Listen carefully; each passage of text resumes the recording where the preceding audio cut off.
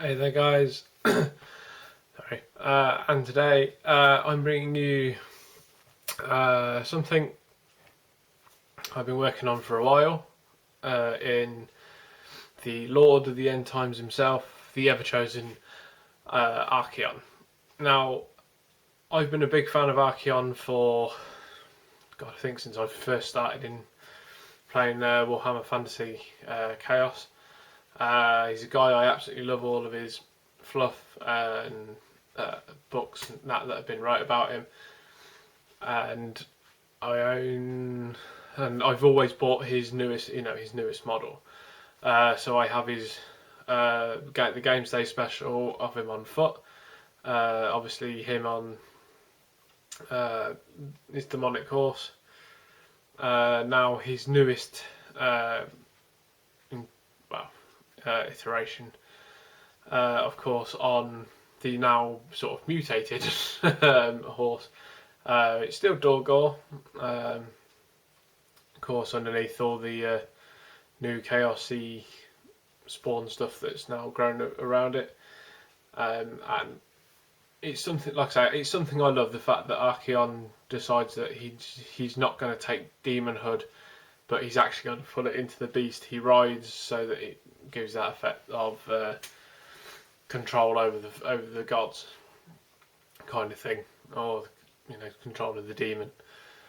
And so yeah, I've had this model a while. I got it when not that long after it was originally released. I've had to go away and learn quite a few new techniques in how to do certain colours so it looks right to me, kind of like the blue on the Tzeentch's head. I've not painted that bright of blue before, as well as kind of trying to keep it to the fluff so it fits in with obviously Tzeentch and things like that. Nurgle and Khorne, the Nurgle and Khorne heads I was fairly confident with, because obviously I do a lot of I do a Khorne about both Sigmar and Fantasy Army. Nurgle I've done because I have painted Nurgle bits up for friends, as well as some of my own pieces as well, just to give my army a bit of a change. But like I say, I've always kind of run with Archaon, and I've tried to base armies based off him. So I like the whole collection of different gods all on one table, but I'll only play that army if I have Archaon, because it's the only way to me it makes sense. Because that's what Archaon used to be able to do. It was one of his abilities, that you could take other marks with other marks, and so on. So first and foremost, the most striking thing about this model is just how big it is. It is not a small model by any stretch of the imagination. I'm having trouble fitting it on the screen, so let me just give you. So if I pull this back, and I'm still going. So that is the entirety of the model.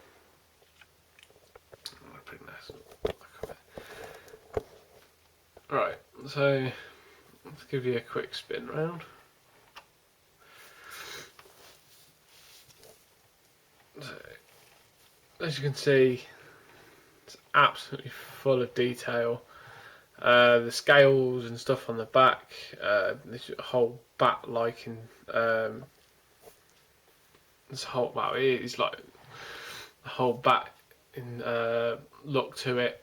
The really beautiful chaos iconography, and this is a bit I loved as well, and it's just because of the whole fluff fate, is that it lets you know that this is Dorgor underneath all this mutations and things like that is his trademark chaos scar underneath the on the left back leg, which Dorgor's always had. It was his branding mark for when him and Archaon came over to Chaos.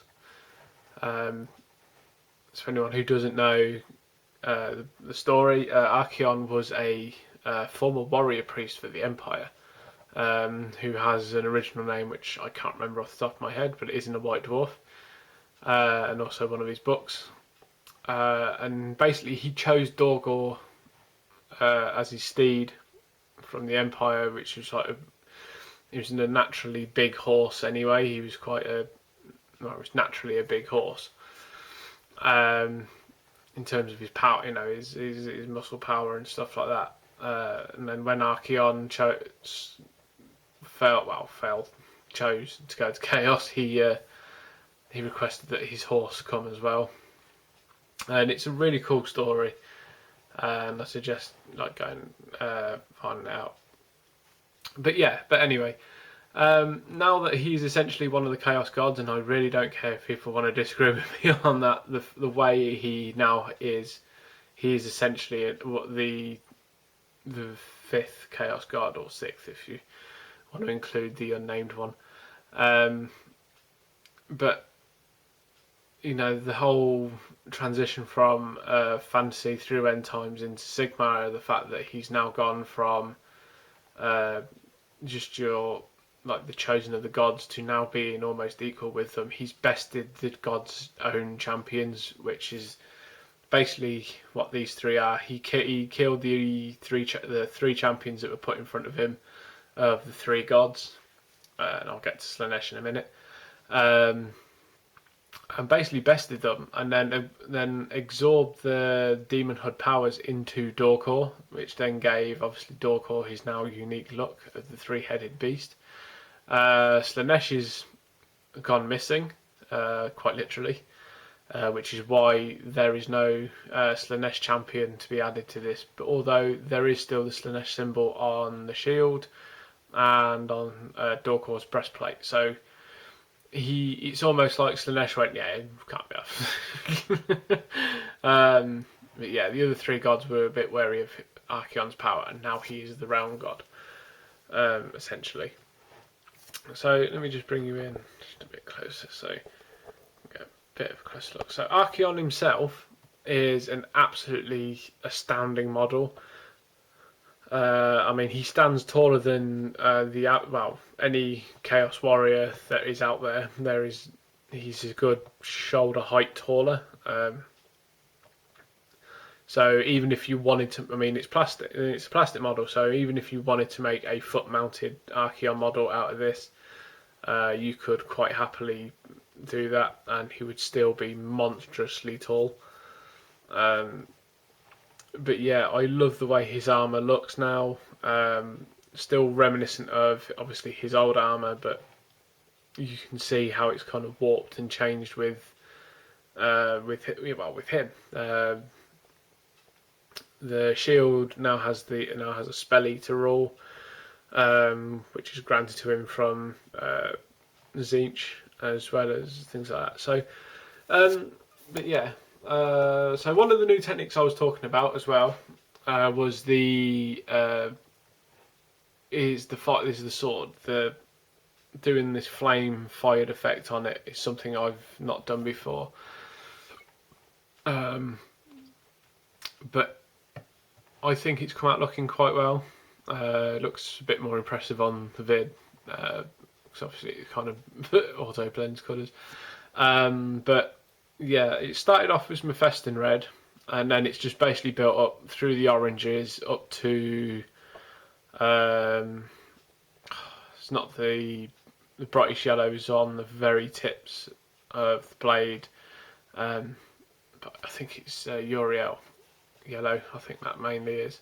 But I've just dry brushed them up basically, so it's not like one solid colour. The only solid colour there is Mephiston red, right on the bottom, so you can kind of just make it out in like the lower parts of the sword, and then obviously blends into the oranges and yellows and gives that really cool fired effect. Really simple to do, and for a model like this, obviously you want to kind of go that extra mile. So yeah, so the cape as well that flows off the back of Archaon is really cool. Goes together really nicely. Yeah. So one of the more noticeable things with my take on Archaon is the fact he's in quite a dark blue armour. I've always done mine in a dark blue because he is technically a sorcerer, but not obviously to the extent of Tzeentch. So I wanted, because I don't really like doing black armour because it can look dull, or you go to the point of troning it and it looks terrible that way. I decided to go with a colour which would look quite cool but dark enough to still be chaos. So I've gone with quite a dark blue. It's the same way I did Conrad Kurz's armour, which I think I'll talk about in the vid for him, so go check that one out if you wanted to know how to paint that kind of colour. The other thing I also decided to do was go with this dark red in the wings, or in between the wings for the membrane. I did try the tan colour that you see for Dorkor's flesh, and it just didn't sit right with me. It looked too out of place, considering these are meant to be obviously spawned rather than his actual skin colour.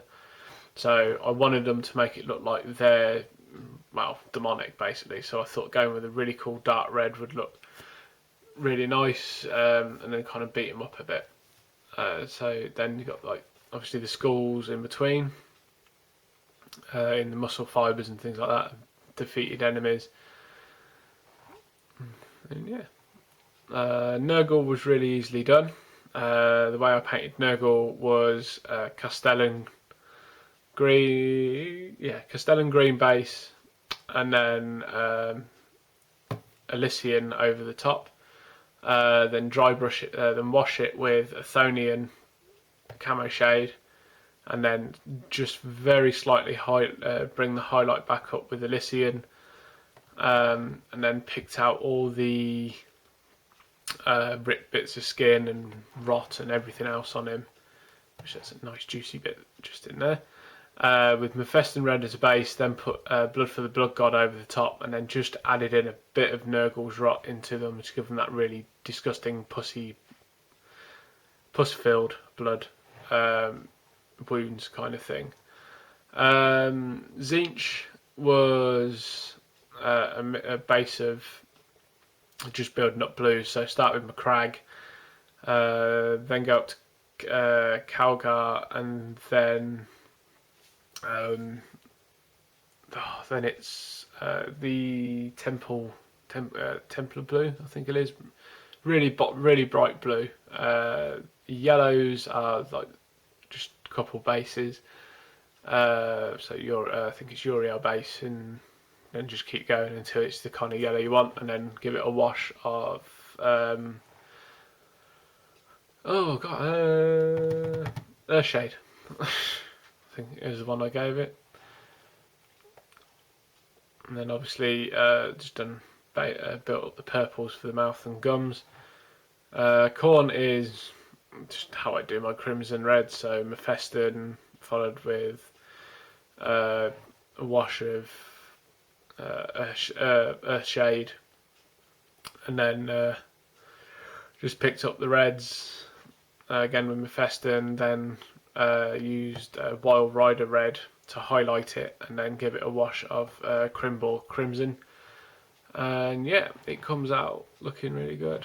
Now I've added a bit of blood drool coming out the side because there is actually a drip there, but I thought I'd do it up as blood so it looks like it's just killed a fresh enemy kind of thing. And yeah, and there you go, guys. It's a bit of a long vid, but obviously it's a huge model. I mean, even the ravens down on the base as well. Really nicely detailed in terms of feathers and all that. And so yeah, so there you go, guys. Like I say, sorry it's a bit of a long vid, but thank you so much for watching. Thank you very much for subscribing. Thank you for all the likes and everything on the Facebook and Instagram pages. Thank you for messaging and getting in touch. Yeah, thank you for all the comments as well on here. As always, there'll be a link below for the Facebook page, which I'm going to try and get a few cool photos of this at some point up on there, and future projects and stuff like that. And so yeah, so thank you guys. I shall catch you again next time. So stay safe. See you then. And goodbye.